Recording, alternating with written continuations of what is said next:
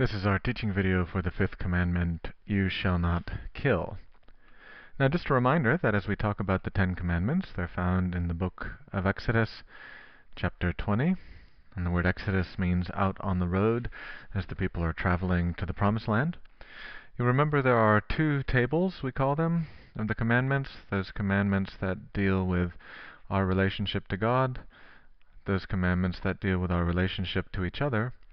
And now that we're into the second table, we're really going to be focusing a lot on our relationship to neighbors.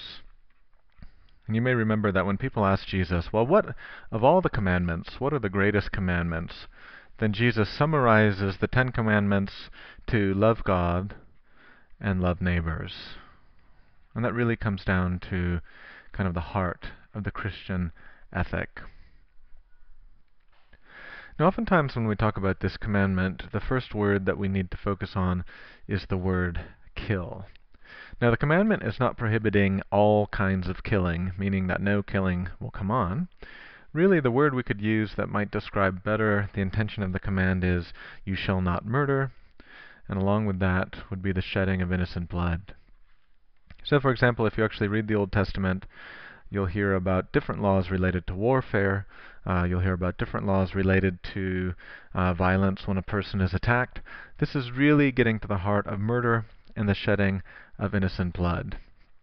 So what we're going to do is talk about this commandment just a little bit, and then actually what we're going to look at is Jesus' Sermon on the Mount. Because the Sermon on the Mount is something I now want to bring in from the side, because the Old Testament gives us the 10 Commandments, and then Jesus oftentimes takes the material of the 10 Commandments, especially these next 2, about murdering and adultery, and he even goes deeper for the Christian. Now before we get to that, I want to remind you of one thing that we see again and again. If you're reading your catechism, you'll notice that every time Luther explains a commandment, he always begins it with these words. We are to fear and love God. And hopefully now we've talked about what it means to fear and love God enough that I don't have to redefine it. But this is always how Luther begins his explanation. Well, what does that mean? You shall not kill? What does that mean? And the first answer is we are to fear and love God, meaning if this is God, and this is us, and this is the neighbor, we always relate to the neighbor in light of God. So the way that we interact this way is always informed by what's happening in our relationship with God.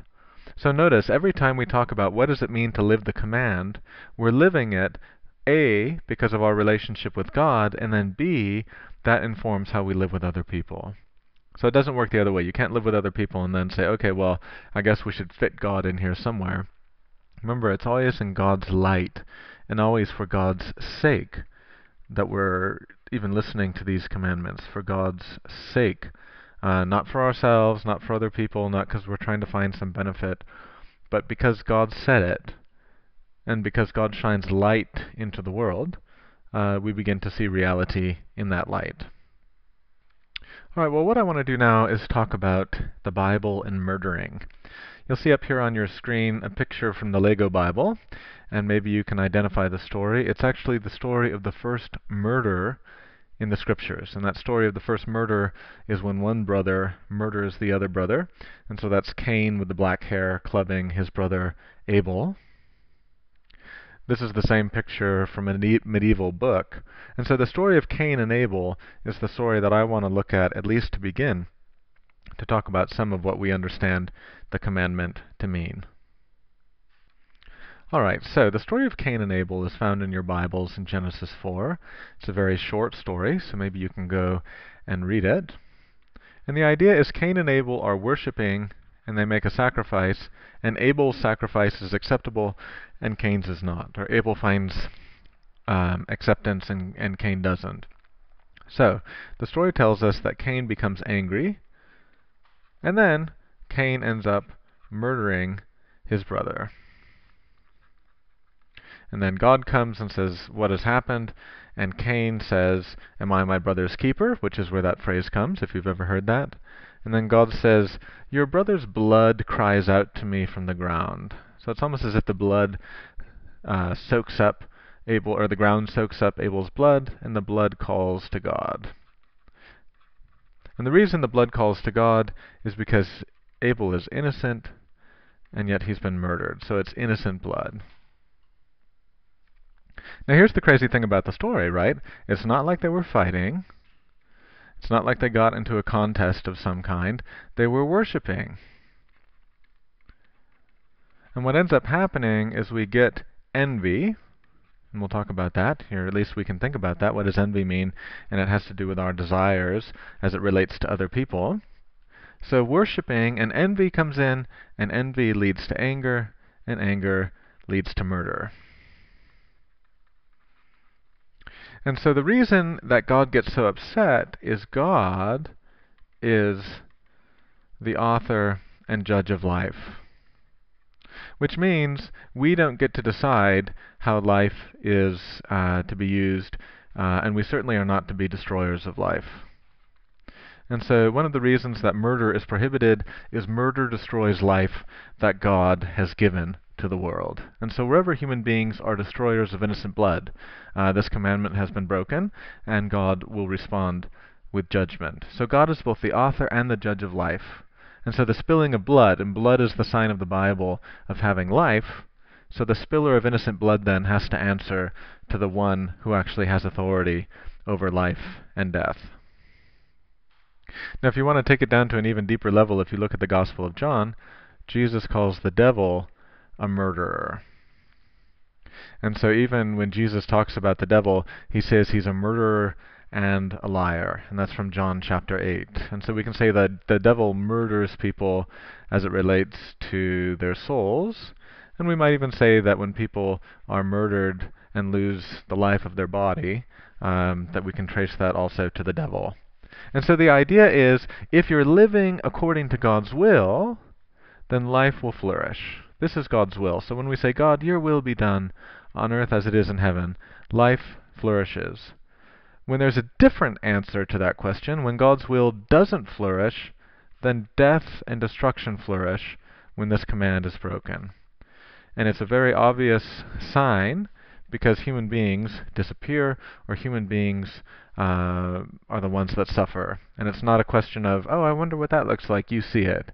When human lives are destroyed, then in fact we see this is the work of the first murderer and liar. And so really the commandment is seeking to protect the gift of life that God gives to the world. Now the other thing I want to say about this too is we can connect the dots from someone like Abel, who's at the very beginning of the Bible, and we can connect the dots all the way to Jesus. Because when Jesus goes to his cross, he is an innocent person whose blood is shed.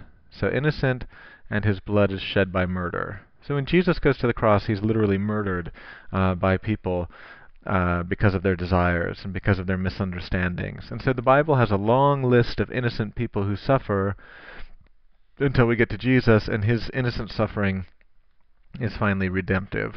It finally redeems. And so I just wanted to make sure that we made that connection between what we see in the Old Testament and finally what we see on the cross. And the idea then is, for God's sake, we do not hurt the neighbor. And that's finally what it comes down to. For God's sake, we do not harm the neighbor.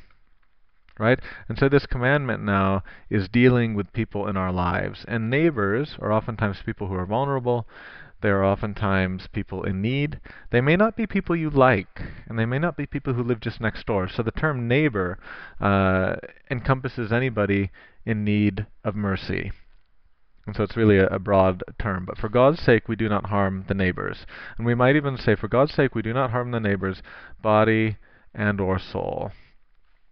It's one thing to stab a knife into a person's chest, but it's another thing to begin to crush them. So I know you guys talk a lot about bullying at school. The whole reason there's this focus on bullying is because that can be a way that people are spiritually beaten down or spiritually harmed. And so for God's sake, we do not harm the neighbor. Now, there's a second part of this too. This is the negative part. We do not. Well, if we do not, then what do? We do help the neighbor. We do help the neighbor.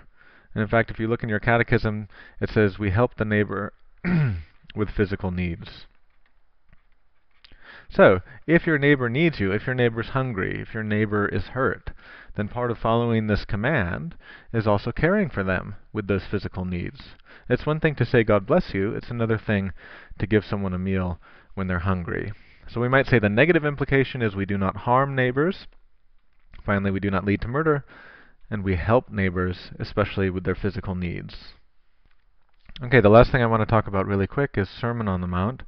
We're not going to get too much into this, but Sermon on the Mount is where Jesus really talks about what does it mean to be my follower. So we'll talk about this later in confirmation, but the reason I bring it up now is Jesus talks about this commandment. And Jesus says, "You've heard it said, you shall not kill." And the people who are listening are like, "Yeah, I've heard that commandment." But Jesus says, I don't want you just to comfort yourselves by saying, well, I've never killed anyone, I must be doing what God wants. Jesus actually goes back down the list. So he goes from murdering, like if I were to say in the room, all right, confirmation kids, who here has ever murdered anyone? You wouldn't raise your hands. And Jesus dials it back to anger. And so if you imagine that flower from the first week, remember we talked about the flowers and the fruit and so on. Jesus is saying, let's not just talk about the flower and the fruit. Let's talk about the seed. Where does murder come from? Murder comes from anger. And so one of the things that you need to reflect on is that as you go about your life, we're not just talking about the end result. We want to be attentive to the feelings we have at the beginning. What are the seeds that lead to broken commandments? Or what are the seeds that lead to destruction of life? And the seed that leads to the destruction of life is anger. And so Jesus really wants us to be attentive of what's going on inside of us, because when we lose control of our emotions, or when we lose control of ourselves, bad things start to happen. And so part of being a follower of Jesus is being willing to deal with the seeds, and in this case, it's the seeds of murder. Okay, now just some questions for discussion. How is killing different from murder? So at the very beginning of the video I talked about that. We're not just saying do not kill, we're saying do not murder. So how is killing different from murder? Why does the Catechism always say we are to fear and love God when it starts to answer a question? So why is it important that our relationship with God informs or illuminates our relationship with the neighbor? If God talks to us about loving our neighbors, who is your neighbor? That's really an important question, and it's not just one we'll look at one time. Who is your neighbor?